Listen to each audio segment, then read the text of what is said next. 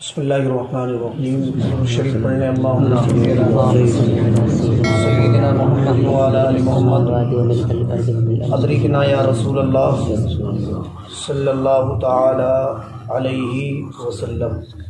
کل میں نے جو حدیث بیان کی تھی اس کا مفہوم اور اس کا خلاصہ یہ تھا کہ اللہ کے رسول صلی اللہ تعالی علیہ وسلم نے ارشاد فرمایا کہ انسان کی خوش نصیبی کی علامتوں میں سے ایک علامت یہ ہے کہ وہ اللہ کے ہر فیصلے پر راضی رہتا ہے، سبحان اللہ۔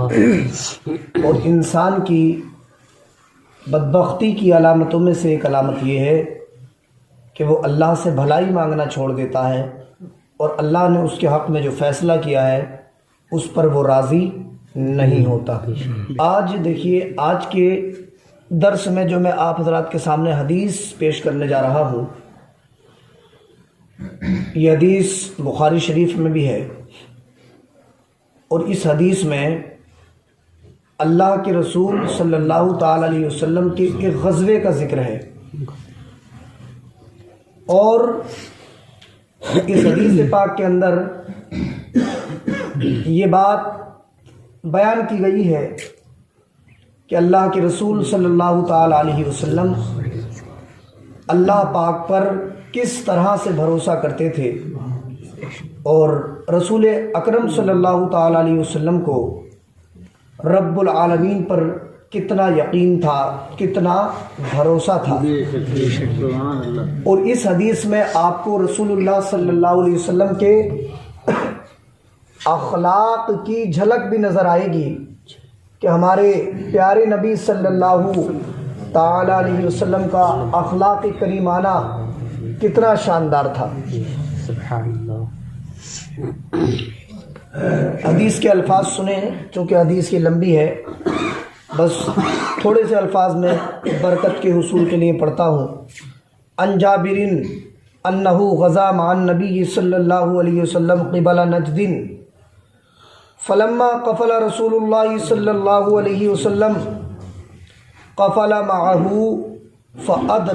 فأدركتهم القائلة في واد كثير الغزاة فنزل رسول الله صلى الله عليه وسلم وتفرق الناس يستظلون بالشجر فنزل رسول الله صلى الله عليه وسلم تحت سمورة فعلق بها سيفه ونمنا نومة فإذن رسول الله صلى الله عليه وسلم يدعونا وإذن عنده أعرابي فقال إن هذا اخترت علي سيفي وأنا نائم فاستيقظت وهو في يده سلطة قال من يمنعك مني فقلت الله ثلاثا ولم يعاقبه وجلس متفق علیہ۔ دیکھیے یہ حدیث کے الفاظ ہیں، اب آپ پوری توجہ سے اس کا ترجمہ سنیں۔ حضرت جابر رضی اللہ تعالی عنہ بیان کرتے ہیں کہ ہم رسول اللہ صلی اللہ تعالی علیہ وسلم کے ساتھ نجد کی طرف ایک غزوے میں گئے۔ کائے میں گئے؟ ایک غزوے میں گئے۔ جب غزوہ ہو گیا اور واپس آ رہے تھے کہ فلما قفل رسول اللہ صلی اللہ علیہ وسلم، جب رسول اللہ صلی اللہ علیہ وسلم جنگ سے واپس ہوئے، غزوے سے واپس ہوئے، تو کہتے ہیں صحابہ اکرام بھی اور حضرت جابر کہتے ہیں میں بھی رسول اللہ صلی اللہ تعالی علیہ وسلم کے ساتھ واپس ہوا۔ فرماتے ہیں جب ہم آ رہے تھے تو ہمیں ایک ایسے جنگل میں، ایک ایسی وادی میں دوپہری کا ٹائم ہو گیا کہ جس وادی میں بہت سارے خاردار پیڑ تھے، کانٹوں والے درخت تھے۔ جب سرکار واپس لوٹ رہے تھے تو چونکہ عرب میں گرمی بہت تیز پڑتی ہے، تو دوپہری کے وقت میں ایسی وادی میں آپ پہنچے جس وادی کے اندر بہت سے خاردار یعنی کانٹوں والے پیڑ تھے۔ اب چونکہ تھکے ہوئے تھے، فنزل رسول اللہ صلی اللہ علیہ وسلم، تو رسول پاک صلی اللہ علیہ وسلم نے اسی وادی کے اندر قیام فرمایا. سرکار وہیں ٹھہر گئے اور سرکار نے صحابہ سے ارشاد فرمایا کہ کچھ دیر آرام کر لیا جائے. تو حضرت جابر کہتے ہیں وَتَفَرَّقَ النَّاسِ يَسْتَظِلُّونَ بِالشَّجَرِ کہ جتنے صحابہ رسول اکرم صلی اللہ علیہ وسلم کے ساتھ میں تھے وہ درختوں کے سایہ تلاش کرنے کے لیے پیڑوں کے سائے میں ادھر ادھر ہو گئے. کوئی اس طرف چلا گیا، کوئی اس طرف چلا گیا، یعنی دور دور جہاں جس کو جگہ ملی اور اچھا سایہ ملا وہاں وہ جا کے آرام کرنے لگے. فنزل رسول اللہ صلی اللہ علیہ وسلم تحت ثمرۃ کہتے ہیں ایک ببول کے پیڑ کے نیچے، ایک خاردار کانٹوں دار درخت کے نیچے رسول پاک صلی اللہ تعالی علیہ وسلم بھی آرام فرما ہو گئے. کتنا خوش قسمت تھا وہ پیڑ ہے. اس پیڑ کی قسمت کا کیا کہنا جس کے نیچے رسول اللہ نے آرام فرمایا ہوگا. سبحان اللہ. وہ پیڑ بھی اپنی قسمت پہ ناز کر رہا ہوگا کہ جس کے صدقے میں مجھے بنایا گیا ہے آج وہی ذات میرے سائے کے نیچے آرام فرما ہے. سبحان اللہ. سرکار صلی اللہ علیہ وسلم بھی ایک درخت کے نیچے آرام فرما ہو گئے. فعلق بها سیفہ کہتے سرکار نے اپنی تلوار اس پیڑ میں ٹانگ دی جس کے نیچے آپ آرام فرماتے، اس پیڑ پہ اپنی تلوار کو ٹانگ دیا.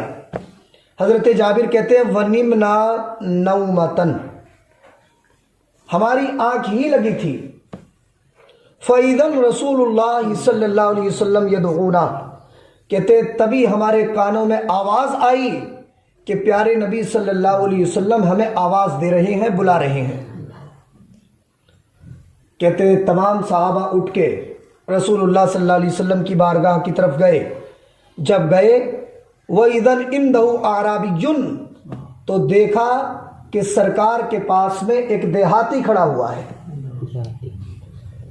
ایک گوار، ایک بدوی کھڑا ہوا ہے، دیہاتی کھڑا ہوا ہے.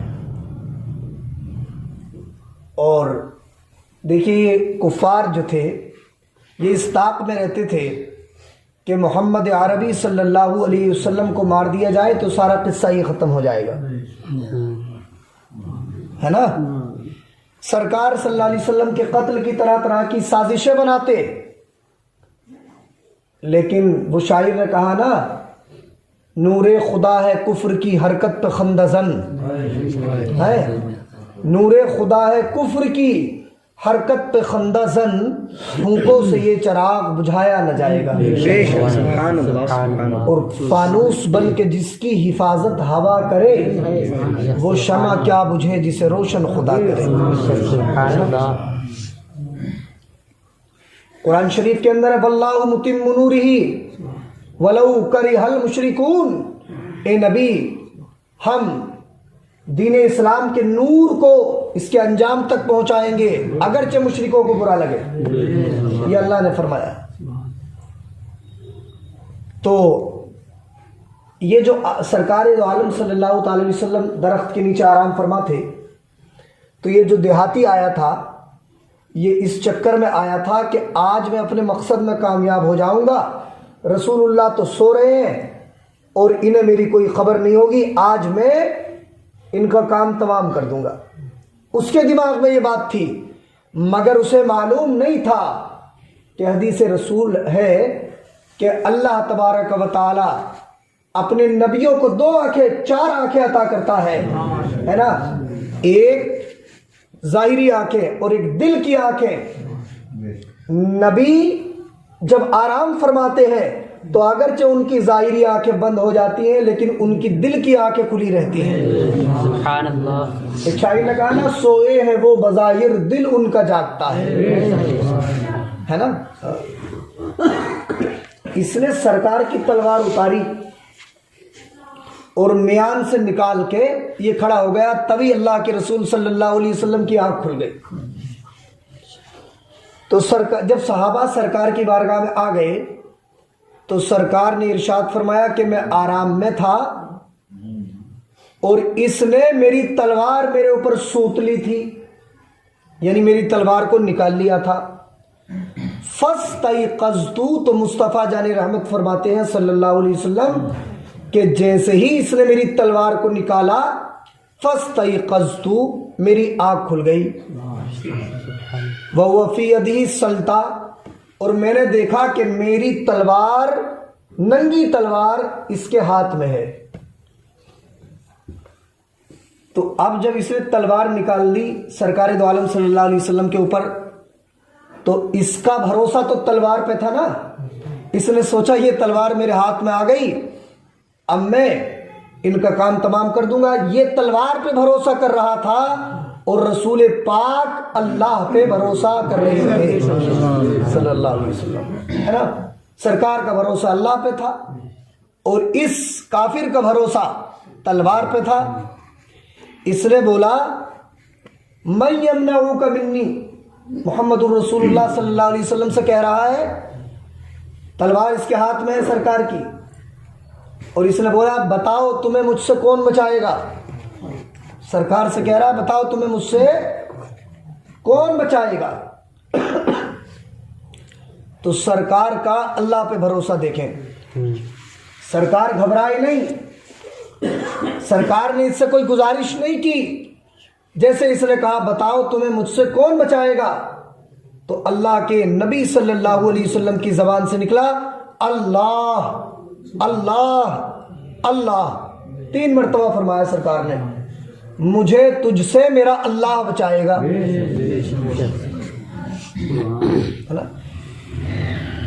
یہ تلوار پہ بھروسہ کر رہا تھا، اسے یہ معلوم نہیں تھا کہ میرے سامنے تو جناب محمد الرسول اللہ صلی اللہ علیہ وسلم ہے۔ جب محمد الرسول اللہ صلی اللہ علیہ وسلم دنیا میں نہیں آئے تھے، حضرت اسماعیل علیہ السلام کی پشت انور میں تھے، ہے نا، اور حضرت ابراہیم نے ان کے حلقوم پہ چھری چلانا چاہی تھی، ہے نا، تو نور محمدی کی بنیاد پر ان کی گردن پہ چھری نہ چلی تھی، ہے نا۔ تو جب مصطفیٰ کا نور حضرت اسماعیل کی پشت میں تھا تب ان پہ چھری نہیں چلی تھی، تو آج تو سر سے لے کے پاؤں تک مصطفیٰ جانے کائنات دنیا میں موجود تھے، تو یہ تلوار ان کا کیا بگاڑ سکتی تھی؟ مگر چونکہ تو وہ کافر تھا، اسے تلوار پہ بھروسہ تھا، ہے نا۔ سرکار دو عالم صلی اللہ علیہ وسلم سے اس نے کہا بتاؤ تمہیں مجھ سے کون بچائے گا۔ مصطفیٰ کا بھروسہ دیکھیے اللہ پہ۔ سرکار نے فرمایا مجھے تجھ سے میرا اللہ بچائے گا۔ تو اس جملے سے سرکار کے ہمیں یہ سبق ملتا ہے کہ اگر ہم کسی مصیبت میں پھنس جائیں، پریشانی میں پھنس جائیں، کوئی غم ہمارے اوپر طاری ہو جائے، تو ہمیں دنیاوی معاملات پہ بھروسہ نہیں کرنا ہے، بلکہ حقیقی بھروسہ ہمیں اپنے اللہ پہ کرنا ہے، کیونکہ سب کچھ کرنے والا اللہ ہے نا۔ جب تک اللہ تلوار میں کاٹنے کی تاثیر پیدا نہ کرے کوئی تلوار کاٹ نہیں سکتی ہے۔ جب تک اللہ آگ میں جلانے کی تاثیر پیدا نہ کرے آگ جلا نہیں سکتی ہے۔ اگر آگ خود سے جلاتی ہوتی تو جب نمرود نے حضرت ابراہیم کو آگ میں ڈلوایا تھا تو آگ نے جلا دیا ہوتا ہے، مگر آگ نے نہیں جلایا۔ پتہ چلا کہ آگ کے اندر جلانے کا کمال نہیں ہے، اس میں جلانے کی تاثیر اور کمال تو اللہ پیدا کرتا ہے۔ سبحان اللہ۔ سمجھ رہے؟ تو بخاری شریف کی روایت ہے کہ جیسے ہی اس نے کہا کہ مجھے تم سے کون بچائے گا، سرکار دو عالم صلی اللہ علیہ وسلم نے 3 مرتبہ فرمایا کہ مجھے تجھ سے میرا اللہ بچائے گا۔ جیسے ہی سرکار نے 3 مرتبہ نام لیا اللہ اللہ اللہ، فسقط السیف من یدہ، تو وہ تلوار جو کافر کے ہاتھ میں تھی وہ تلوار اس کے ہاتھ سے گر گئی اور رسول پاک کے ہاتھ میں آ گئی، گر گئی اس کے ہاتھ سے۔ فأخذ رسول اللہ صلی اللہ علیہ وسلم السیف، اور وہ تلوار رسول اللہ صلی اللہ علیہ وسلم نے اٹھا لی۔ تو پہلے وہ کہہ رہا تھا کہ تمہیں مجھ سے کون بچائے گا؟ تو سرکار نے فرمایا میرا اللہ بچائے گا۔ اب جب یہ تلوار سرکار دو عالم کے ہاتھ میں آ گئی، اب سرکار نے اس سے کہا من یمنعک منی، اب تو بتا کہ تجھے مجھ سے کون بچائے گا، ہے نا؟ تو اب تو اس کی حالت خراب ہو گئی، اس کا اللہ پہ بھروسہ نہیں تھا نا۔ اس نے سوچا اب تو میرا کام تمام ہو جائے گا، تو گڑ گڑانے لگا، بولا کن خیر آخذن، کہنے لگا کہ آپ بہترین تلوار پکڑنے والے بن جائیے۔ کیا مطلب اس کا؟ اس کا مطلب تھا یہ سرکار دو عالم صلی اللہ علیہ وسلم کی بارگاہ میں گڑ گڑانے لگا اور عرض کرنے لگا کہ محمد عربی، میں نے خطا کی ہے، آپ میرے اوپر عطا کر دو، میں نے گناہ کیا ہے، آپ مجھے معافی عطا کر دو، میں جس لائق تھا وہ کام میں نے کیا ہے اور آپ اپنی شان کے لائق کام کر دو۔ مطلب اس کا یہ تھا کہ جس لائق میں تھا میں وہ کام کر چکا ہوں، آپ کی بڑی اونچی شان ہے، سنا ہے، آپ اپنی شان کے لائق کام کر دو۔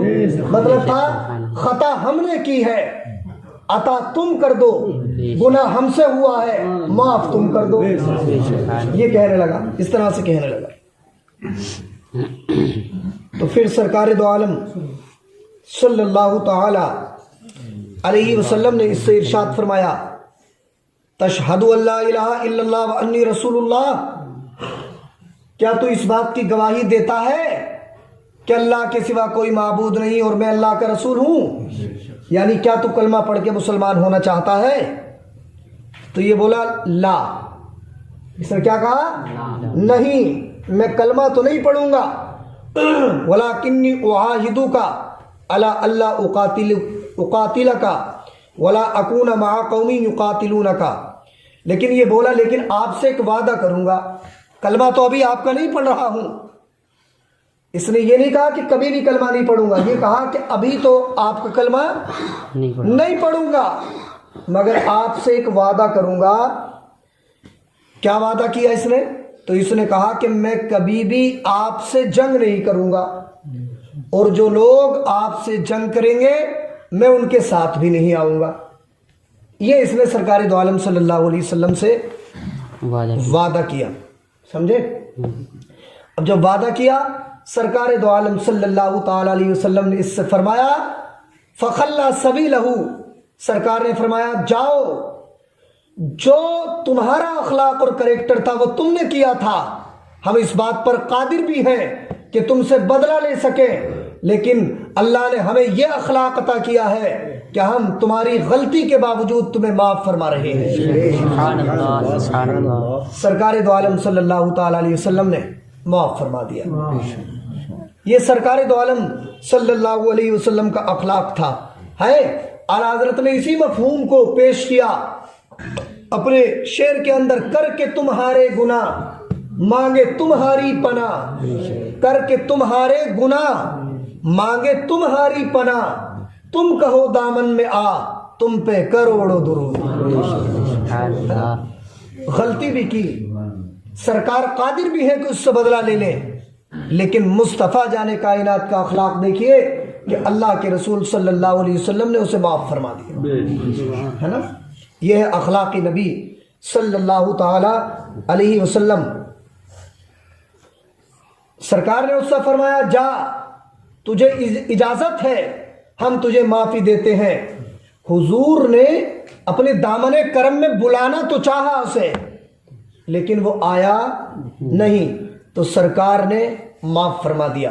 اب ذرا غور کرو اور اندازہ کرو کہ جب اللہ کے بندے حضرت محمد صلی اللہ علیہ وسلم کے رحم و کرم اور ان کی خسروانہ شان کا یہ عالم ہے، تو وہ پروردگار جس نے ہمیں اور آپ کو پیدا کیا ہے، اس پروردگار کے رحم و کرم کا عالم کیا ہوگا؟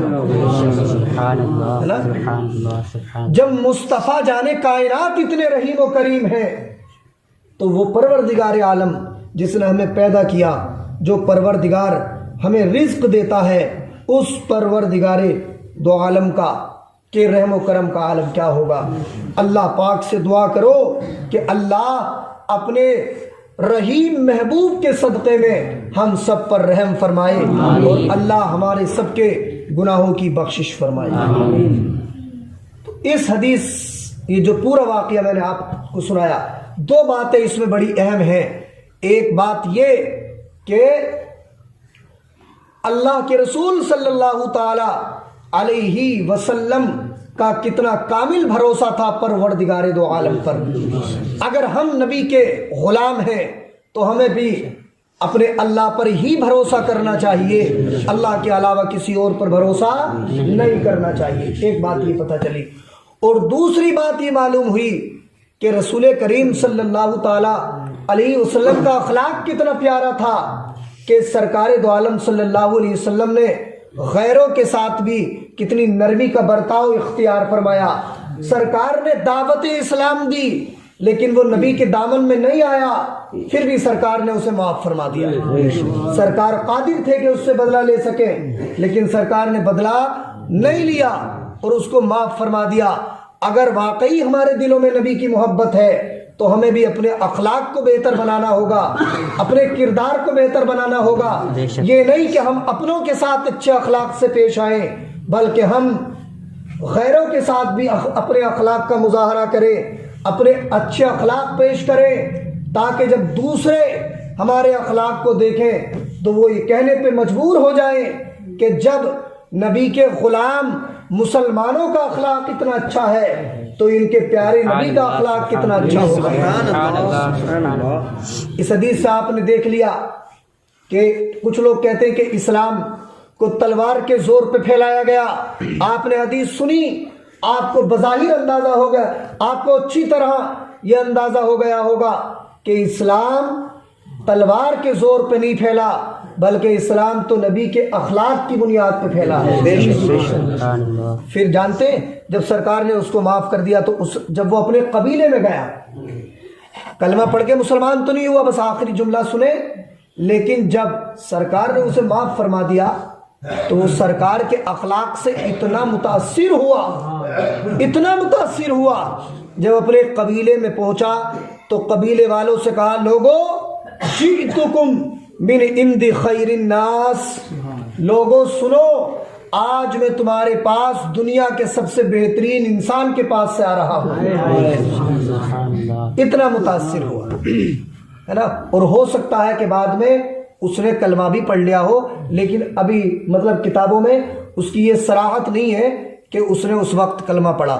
ہو سکتا ہے کہ بعد میں کلمہ پڑھ لیا ہو، اور یہ بھی ہو سکتا ہے کہ بعد میں کلمہ نہیں پڑھا ہو۔ تو ہمیں اپنا اخلاق بہتر بنانا ہے۔ دوسرا، اگر ہماری وجہ سے مسلمان نہیں ہوا لیکن ہمارے اخلاق سے ضرور متاثر ہوگا کہ بڑے اچھے اخلاق کا انسان ہے۔ اللہ مجھے بھی آپ کو بھی عمل کی توفیق عطا فرمائے۔ بسم اللہ الرحمن الرحیم، اللہم صلی علی سیدنا محمد وعلی آل محمد لکھنا یا رسول اللہ۔ پروردگار دو عالم تیرے محبوب صلی اللہ علیہ وسلم کی حدیث کا درس ہوا، ہم سب کو اس درس کو سن کر اس پہ عمل کرنے کی توفیق عطا فرما۔ یا اللہ اس میں اگر کوئی غلطی ہو گئی ہو اسے معاف فرما۔ یا اللہ ہم سب کو اخلاق رسول صلی اللہ علیہ وسلم کو اپنانے کی توفیق عطا فرما۔ یا اللہ ہم سب کے دلوں میں رحم پیدا فرما۔ یا اللہ ہم سب کو ایک دوسرے کے ساتھ اخلاق سے ملنے کی توفیق عطا فرما۔